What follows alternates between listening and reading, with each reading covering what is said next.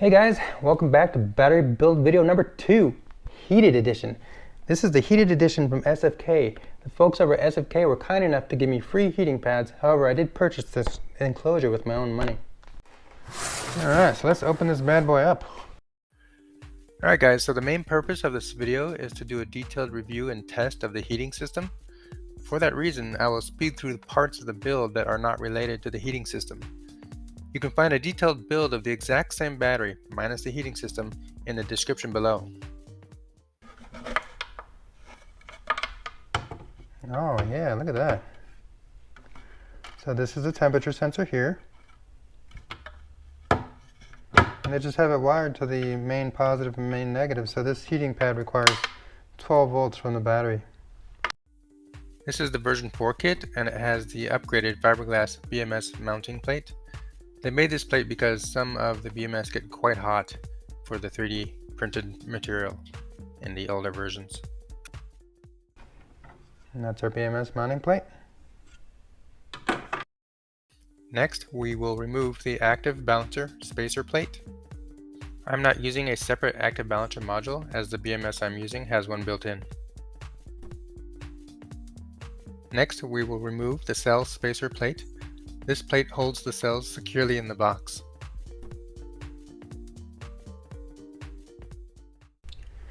Alright, so inside you get your bag of cables. These are your battery cables. And here are the shims for the cells and the heating pads. So it looks like they did give me the ones that go in between the cells, which I'm actually glad I got these ones because I like doing the difficult option to see how difficult it is, right? You get the same foam pads on either side to protect your cells. Yeah, that's it. Here I have the parts all laid out so it's easy to see.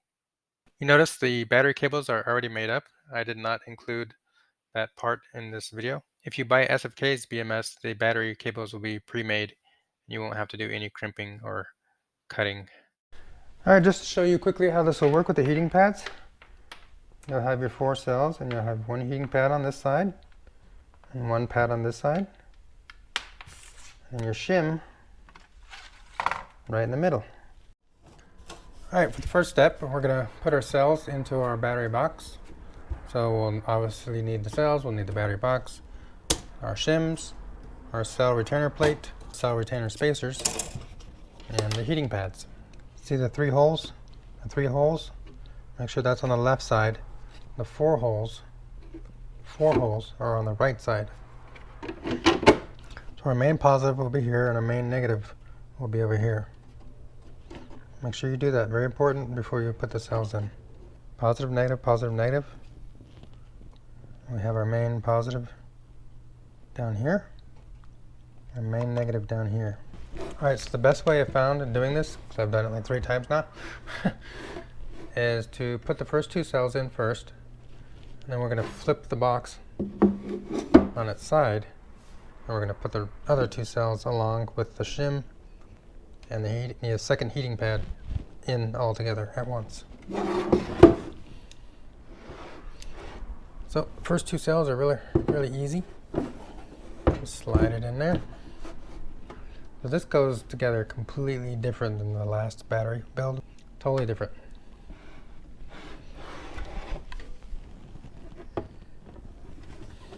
Our second cell in.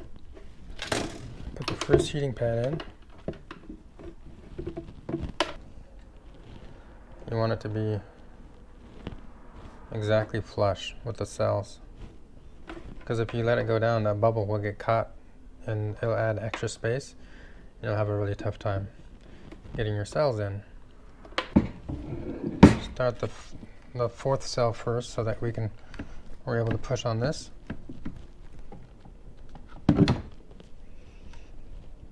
And that should fit like that. Just get it started. And at this point, we can slip our shim in. There's 2 sides. There's a smooth side, and then there's the rough side. So we're going to put this in, and then as these cells slide against the shim, you want the coating to slide against the smooth surface. So we're going to work this in here first. You push on these, push them that way. Should give you enough space to get that in there. Just like that. Now we're going to open these up and get our heating pad kind of lined up evenly. Push both of them in. And once you're about halfway, we can tip this up and kind of let gravity do the rest. Just continue to let gravity do its thing and just push it on down. It's going to take a bit of force.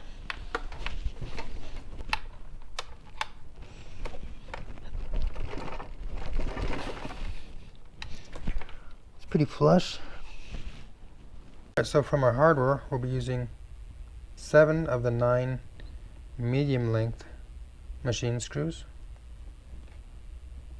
Set these aside.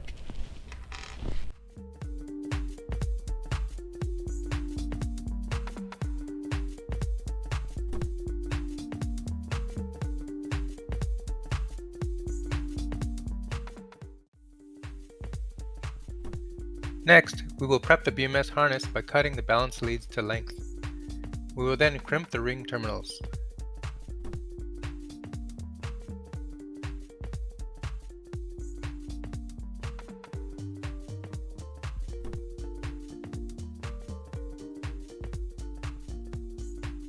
I like to apply a bit of solder to my ring terminals, and this is not required.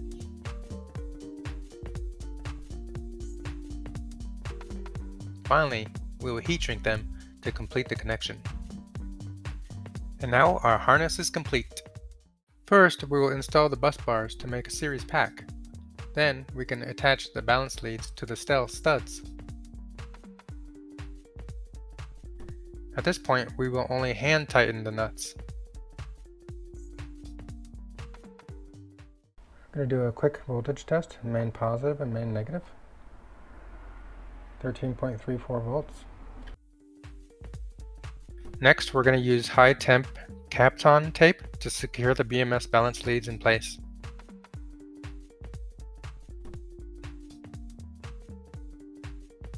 Next, we'll install our temperature sensors. We're going to install one at the upper right on cell number 1, and we're going to install one at the lower left on cell number 4.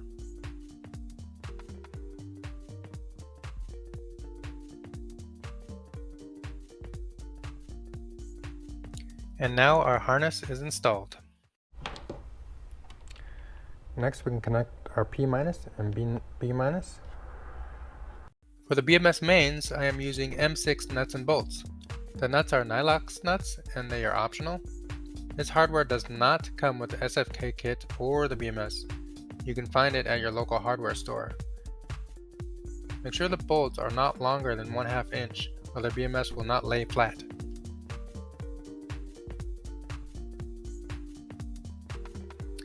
In my last build, there was some confusion as to the order of testing and mounting the BMS. At this point, we are only connecting the BMS temporarily to test it. Better to do this now instead of later, only to find out something is wrong and have to take it all apart again.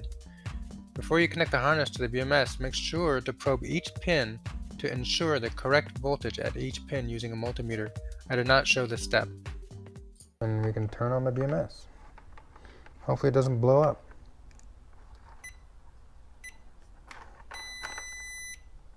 The BMS is on and we're reading 13.3 volts. 88% state of charge. Okay, looks like all our cells are there and they are perfectly balanced. Next, we need to connect our main positive and negative. You should wrap the end of the cables to avoid a possible short.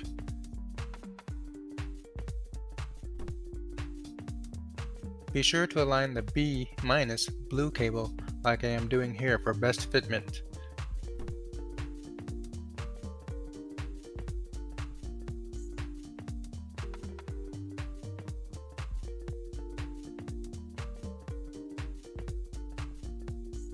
be sure to align the positive cable like I'm doing here.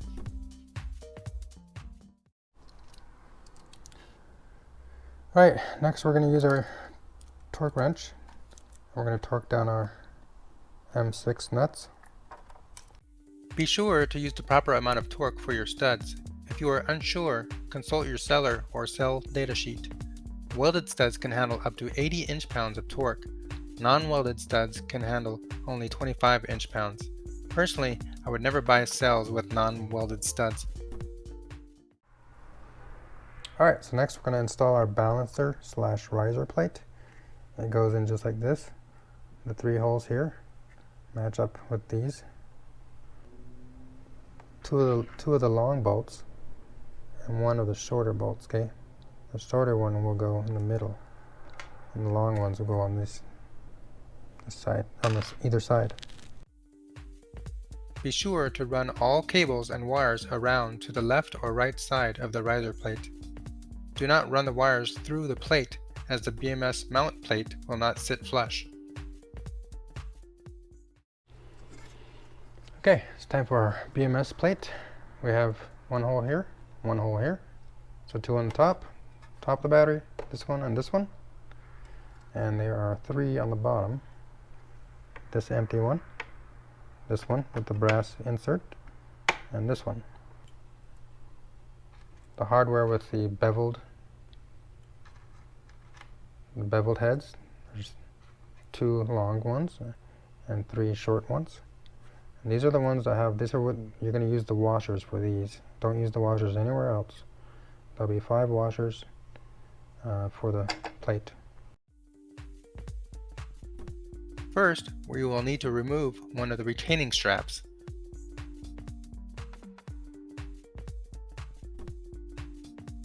Next, the BMS simply slides under the straps.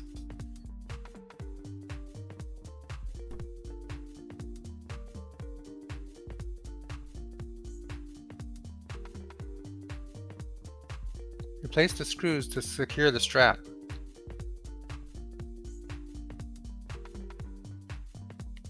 I really wish SFK would put the screws for the straps on the top of the plate instead of on the bottom. That way it would be easier to mount the BMS.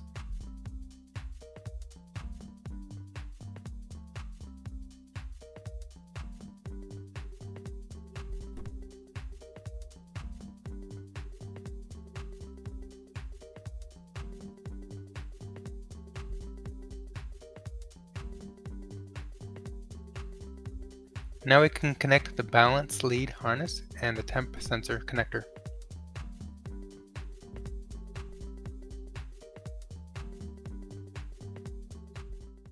Last thing I want to do is do one last check of the BMS before we move on to the next step of installing the lid. Let's plug in our display and turn on our BMS.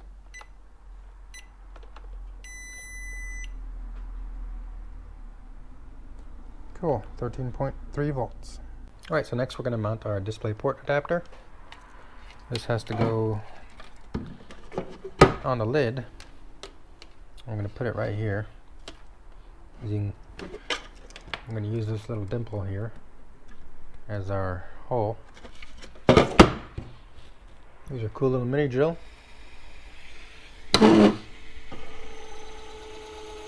Check it out.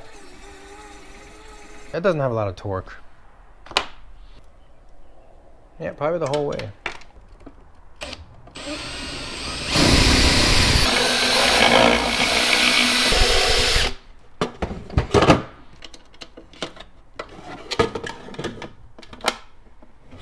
Oh yeah, look at that. Blue Loctite.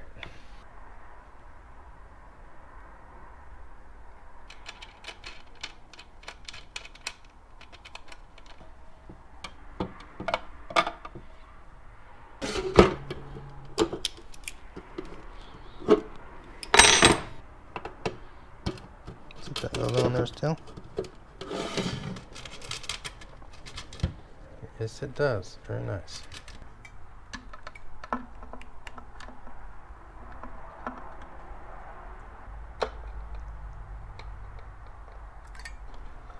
not exactly high temp glue. So if it gets really hot in there, it can over 140 degrees. It'll probably melt that glue. Alright, so next we're going to connect our mains to the battery lid. First we need to clean the ends with some isopropyl alcohol. Got 91% here.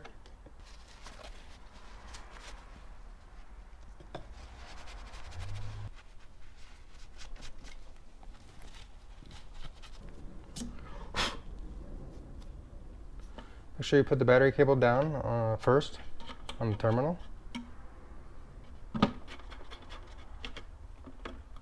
So the negative you want pretty much coming off at this angle, straight off, straight down. Now we can do the positive. Positive is going to be coming straight down because it's going to fold over like that.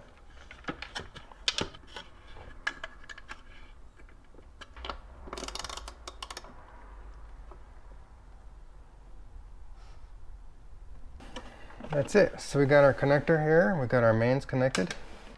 All that we have to do before we close this lid is test the controller output for the heating pads. When the BMS turns on, we should see power at the controller here.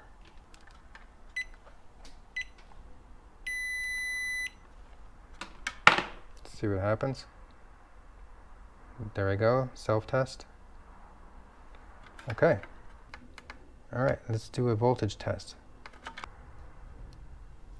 So our negative will go here. Our positive will go here. Let's see what happens when we turn on the controller. Okay, so level 1, there's no voltage. Level 2, we're getting 13.3 volts. Level 3, we're getting 13.3 volts. Same with level 4. And same with level 5. So that's why we're not seeing anything with level 1, because it's already above the temperature for level 1. Alright, so I got the clamp meter on one of the outputs for one of the pads. We're going to see how many amps one of the pads draws. So level 1, 0 amps. Level 2, 0 amps. Level 3, okay, 4.26 amps, 4.27. Level 4, same, 4.27. Level 5, 4.27 as well. Let's see if we can probe our main positive here, just to get a total. So level 1, 0. Level 2, 0. Okay, level 3, 8.6, 8.67. 4, 8.67. And 5, 8.67. It's constant voltage, constant current until it reaches the desired temperatures. So this from SFK, it looks like a mode 1, the pads will be on or off as needed. So they'll cycle on, cycle off to maintain a temperature of 70 degrees. Mode 2, same thing, cycle on, cycle off, and that's 80 degrees. And level 3 would be 90 degrees. 4 and 5 are for timer modes, so you can have if you set it on 4, it'll keep the pads on for 12 hours, and 5 will keep the pads on for 24 hours. It's important to note that this temperature sensor is not a low temperature cutoff, or in this case, what I was hoping for is a low temperature cut on. So if the temperature in the battery case was, let's say, below freezing, it would automatically turn on the controller for the heating pads, but that is not how this works. So the temp controller is manual only. You will have to decide when it is appropriate to turn it on. If you want a BMS with low temp cutoff, you can get SFK's 200 amp BMS that includes that feature. I will link it in the description below. That's it, we're done. We can go ahead and put the lid back on and we'll continue with the icebox test. So the lid bolts are these tiny little flathead Allens.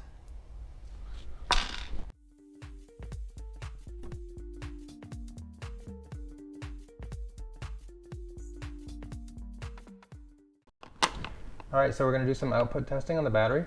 We have a 3000 watt inverter with a 1500 watt space heater. Turn on our space heater to the lowest setting.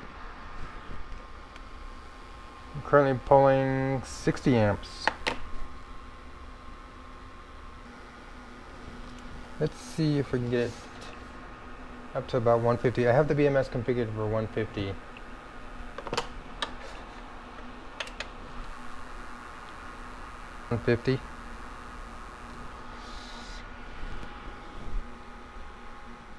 We're still pulling about 116 amps.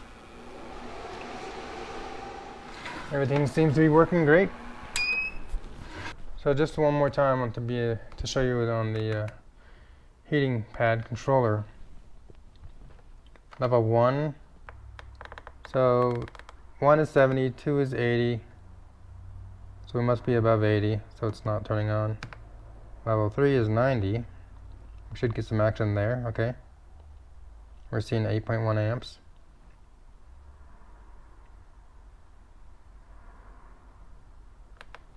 And the timer mode's 12 hours and 24 hours. You would think it would be turning on. I'm not sure why nothing's happening there on those two settings. So typically you're going to be somewhere in either 1, 2, or 3 to get your desired temperature. Alright, it's time to do what we came here to do. The heating pad icebox test. Alright, so before we put it in the icebox, I wanted to take a reading of the ambient temperatures right now. So looking at the BMS, T1 and T2 are both sitting at 26.2 degrees Celsius. 26.2 degrees Celsius. That's where we're at before we go in the box. Alright, here we go. She's going in. We're going to keep it in for 24 hours, or at least overnight. We'll check it in the morning. Put it right next to the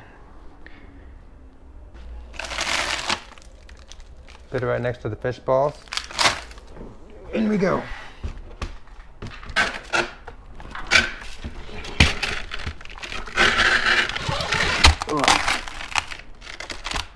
I'll check it every hour, see how long it takes, see how much the temperature drops every hour.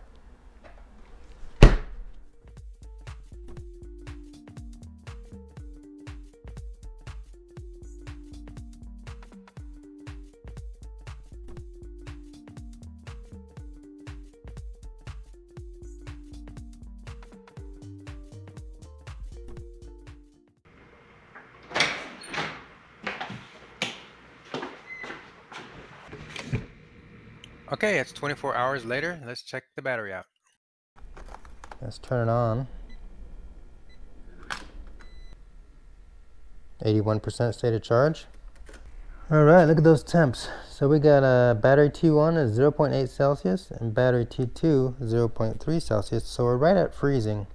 That's a good place because we want to know from freezing how long it's going to take to get up to 70 degrees Fahrenheit. So we're going to go ahead and turn on the heat pads. You can see we're drawing 0 amps right there. Turn the heat pads on max. There it is, we're pulling 8 amps. We'll see how long it takes. Start the timer. We'll come back in an hour. For this test, we are going to watch the battery T1 and T2 temp sensors. Notice how the internal battery temps rise as the heat pads do their work.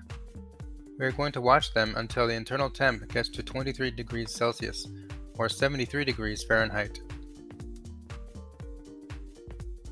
Notice the battery state of charge. We will use around 8% of the battery to get the temp up to 70 degrees.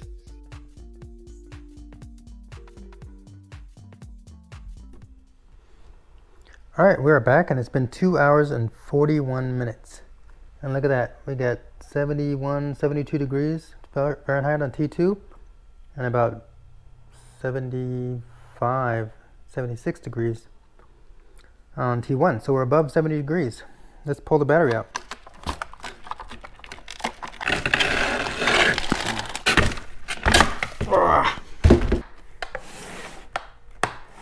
Wow, the case is actually warm.